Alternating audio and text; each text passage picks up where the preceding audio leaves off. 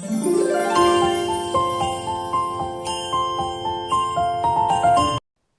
friends, welcome to Anbin Sahithya Education Channel. இந்த சேனல்லைங்க TRP, TET exam, UGC NET exam, SLET exam, college examination அனைத்து விதமான updates வரக்கூடிய சேனலுங்க. கீப் வாட்சிங் and keep supporting. Hi friends, this is Sumathi Ravichandran. Manonmaniam Sundaranar யூனிவர்சிட்டியிலிருந்து வந்திருக்கக்கூடிய ஒரு முக்கியமான அப்டேட் பார்க்கலாங்க. தமிழ்நாட்டில் நிறைய நண்பர்கள் டிஎன் செட் தேர்வுக்காக அப்ளை பண்ணியிருப்பீங்க.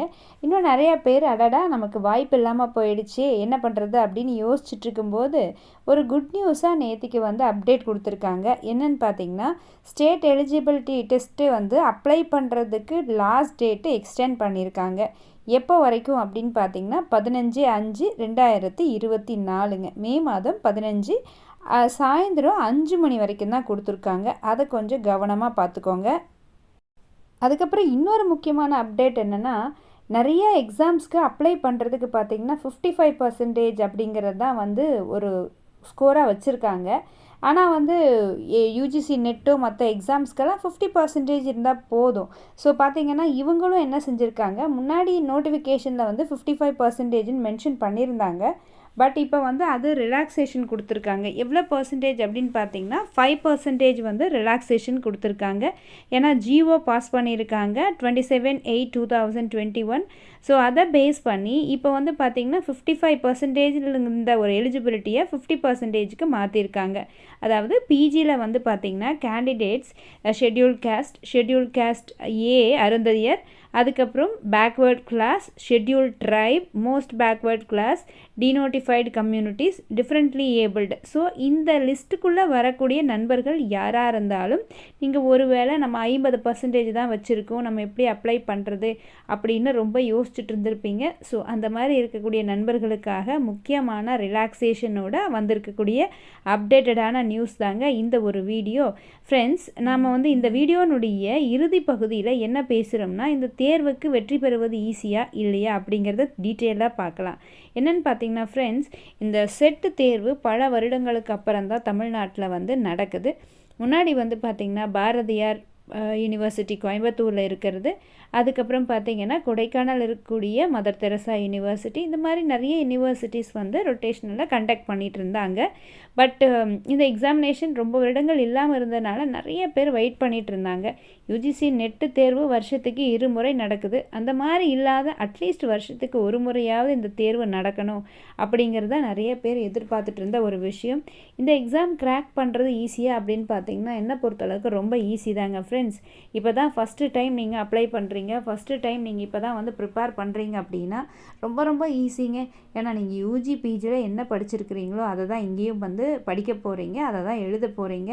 அதுவும் ஃப்ரெஷராக நீங்கள் இப்போ தான் ஃபைனல் இயர் முடிக்கிறீங்க அப்படின்னா ரொம்ப ரொம்ப ஈஸிங்க ஃப்ரெண்ட்ஸ். நீங்கள் அப்படியே படித்தது எல்லாத்தையும் எடுத்து வச்சு வேகமாக ரிவிஷன் கொடுத்தீங்கன்னாவே இந்த எக்ஸாமை கிராக் பண்ணலாம். ஸோ இந்த எக்ஸாம் பொறுத்தளவுக்கு பயப்பட தேவையில்லை. சிலபஸை முதல்ல போய்ட்டு கம்ப்ளீட்டாக டவுன்லோட் பண்ணுங்கள், பிரிண்ட் அவுட்டும் போட்டுருங்க. டவுன்லோட் பண்ணி பிரிண்ட் அவுட் போட்டதுக்கப்புறம் பழைய மாடல் கொஷின் பேப்பர்ஸ் ஏதாவது இருந்தால் பாருங்கள். இல்லைனா யூஜிசி நெட் எக்ஸாமினேஷனுக்கான கொஷின் பேப்பர்ஸ் கிடச்சிதுன்னா அதை ஒர்க் அவுட் பண்ணி பாருங்கள். எந்த மாதிரி பேட்டர்னில் கொஷின்ஸ் கேட்டிருக்காங்க, எந்த ஏரியாவில் நம்ம அதிகமாக எம்ஃபசைஸ் பண்ணி படிக்கணும் அப்படிங்கிறத ஃபஸ்ட் ஆஃப் ஆல் கிளியர் கட்டாக ஃபைண்ட் அவுட் பண்ணுங்கள். அப்படி கிளியர் கட்டாக ஃபைண்ட் அவுட் பண்ணிட்டீங்கன்னாவே உங்களுக்கு ஒரு பல்ஸ் கிடச்சிரும், நீங்கள் ஈஸியாக இது பண்ண முடியும். நிறைய பேர் ஒர்க் பண்ணிகிட்ருப்பீங்க. பட் காலேஜில் நீங்கள் ஒர்க் பண்ணலாம், இல்லை ஸ்கூலில் நீங்கள் டீச்சராக ஒர்க் பண்ணலாம். என்ன கேட்டகரியில் நீங்கள் ஒர்க் பண்ணிகிட்டு இருந்தீங்கனாலும் இந்த எக்ஸாமுக்குன்னு சொல்லிட்டு ஒரு மெத்தடாலஜி இருக்குது. ஸோ அந்த மெத்தடாலஜியை நீங்கள் கரெக்டாக கேப்சர் பண்ணி அதுக்கு தகுந்த மாதிரி படிச்சிங்கன்னா மட்டும்தான் இந்த எக்ஸாமை கிராக் பண்ண முடியும். இன்றைக்கி பார்த்திங்கன்னா யூஜிசியில் என்ன சொல்லியிருக்காங்க, நம்ம ஒரு பிஹெச்டிக்குள்ளே ஜாயின் பண்ணணும் அப்படின்னாவே அதுக்கே ஒரு காமன் என்ட்ரன்ஸ் வைக்கிறாங்க. அதுதான் யூஜிசி நெட்டு தேர்வு. ஸோ அதில் வாங்கக்கூடிய மார்க்கை பேஸ் பண்ணி தான் பிஹெச்டியை ஜாயின் பண்ண போகிறோம்.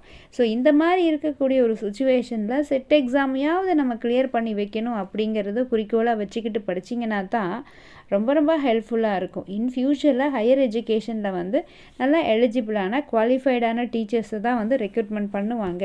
அப்படிங்கிற பட்சத்தில் பிஹெச்டியும் வேணும், நெட் எக்ஸாமும் வேணும், இல்லைனா செட் எக்ஸாமாவது வேணும்.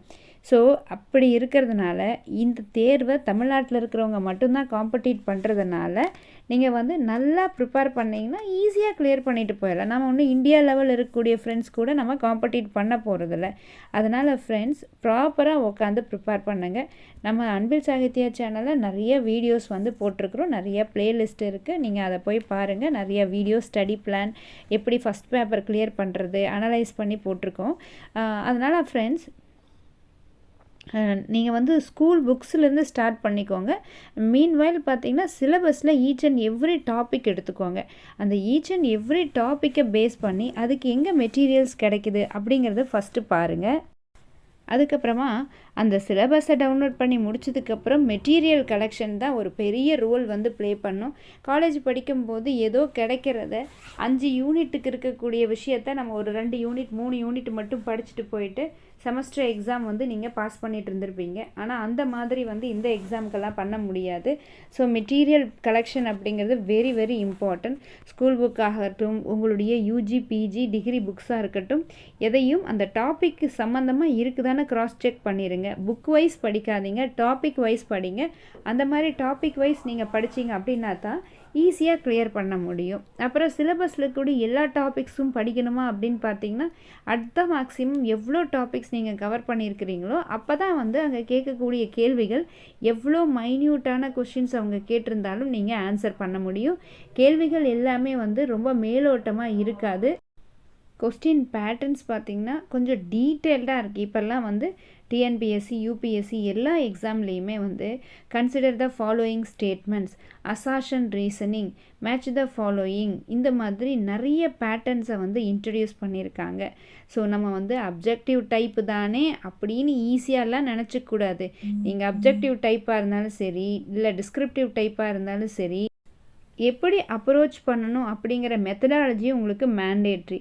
இப்போ வந்து டிஆர்பியில் நடக்கக்கூடிய அசிஸ்டன்ட் ப்ரொஃபஸர் எக்ஸாமினேஷனுக்கு போத் அப்ஜெக்டிவ் டைப்பும் இருக்குங்க, டிஸ்கிரிப்டிவ் டைப்பும் இருக்குது. ஸோ நீங்கள் வந்து செட் எக்ஸாமுக்கு படிக்கும்போதே கம்ப்ளீட்டாக 2 பேட்டர்னுக்கும் ப்ரிப்பேர்ட் ஆகிருங்க. அப்போ நீங்கள் வந்து டைரெக்டாக டிஆர்பி தேர்வில் எழுதும்போது ஈஸியாக நீங்கள் வந்து சப்ஜெக்டை ஞாபகம் வச்சுக்க முடியும். அவங்க கேட்குற பேட்டர்னில் நீங்கள் ஆன்சர்ஸும் அங்கே போய் கொடுக்க முடியும். ஸோ என்னை பொறுத்தளவுக்கு this is the right time அப்படின்னு சொல்லலாம். நீங்கள் செட்டு தேர்வுக்கு படிக்கலாம், யூஜிசி நெட் எக்ஸாமுக்கு படிக்கலாம், ஈவன் சிஎஸ்ஐஆர் நெட் எக்ஸாமுக்கு கூட இப்போ நோட்டிஃபிகேஷன் வந்திருக்கு, அதுக்கு நீங்கள் படிக்கலாம். இவ்வளோத்தையும் தாண்டி ஃபைனலாக நம்மளுடைய எய்ம் காலேஜ் டிஆர்பியில் ஜாயின் பண்ணுறது தான். அதில் அந்த எக்ஸாமினேஷனு கிளியர் பண்ணுறது, அதுக்கு ஃபண்டமெண்டலாக இருக்கிறது இது எல்லா எக்ஸாம்ஸும். ஸோ அதனால் ஃப்ரெண்ட்ஸ் டைமை வேஸ்ட் பண்ணாதீங்க. நம்மளால் முடியுமானா நீங்கள் அப்படியே தான் உட்காந்துட்ருக்கணும்.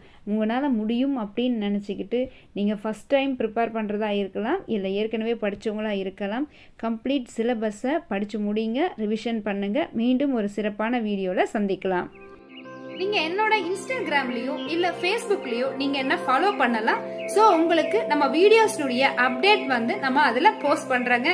ஸோ இந்த மாதிரி ஒரு சிறப்பான வீடியோவோட மறுபடியும் நான் சந்திக்கிறேங்க. தேங்க்ஸ் ஃபார் வாட்சிங். See you in the next வீடியோங்க.